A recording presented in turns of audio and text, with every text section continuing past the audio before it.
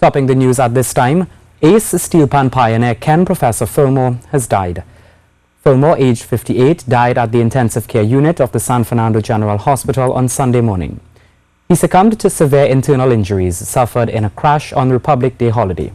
And while many mourn his death, fellow musician and pan arranger Ray Holman, a dear friend of Professor Philmore, described him as a respectable and vibrant person. Cherrylene Lewis reports. Shocked is how Ray Holman said he felt upon learning that his friend and fellow panist colleague Professor Philmore had passed. Ray said Ken was always respectable and said they have been friends for many years. Well, I was very surprised because we were told that he had been recovering and he was doing well. So it came as a shock to me when I heard it this morning. I knew Ken since early 80s when he became very famous playing with Kitchener in the tent, you know. And his very colorful headgear, his caps he used to wear. So I knew him from then.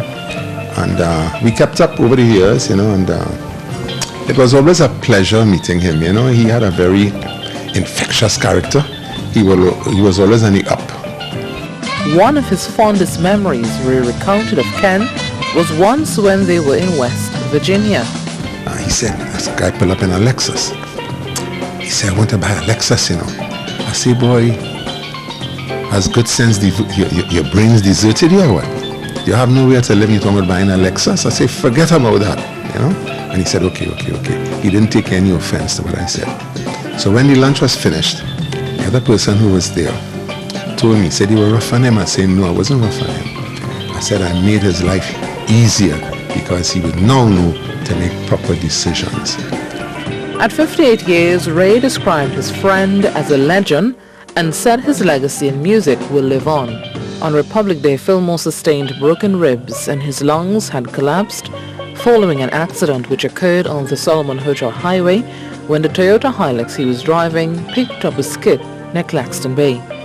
The vehicle flipped several times and Philmore was thrown out of the cabin.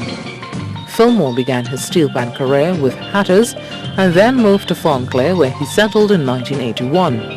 He also began a successful career in composing. In 2007, he helped secure Panorama win for the court sound specialist of Laventille Steel Orchestra in the medium band category. His 1990 piece, Pan by Storm, still holds an extra special spot in the hearts of pan lovers to this day. In 1988, he appeared with international artists Tina Turner and Lionel Hampton in New York.